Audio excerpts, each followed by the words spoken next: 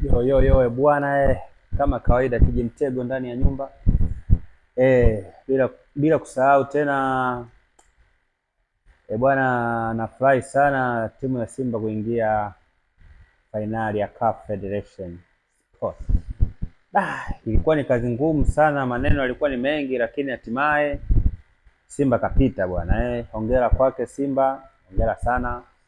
Sasa hivi tunachoangalia ni fainali fainali na kuchukua ubingwa. Yaani klabu ya Simba sasa hivi inataka ubingwa, icheki na kima yoyote, na watu wetu wapo vizuri wakina Elia Mpanzu bwana na pia kuna huyu anaitwa Ahoua alitukanwa sana, alisemwa sana, maneno ni mengi, lakini goli lake la dhahabu ndo limetupeleka fainali. Na pia fainali wale Waarabu huwa wanatuogopa, yaani wale wakienda kwao wanapigwa, wakija taifa ndo siseme kabisa. Kwa hiyo mimi nawakubali Simba bwana.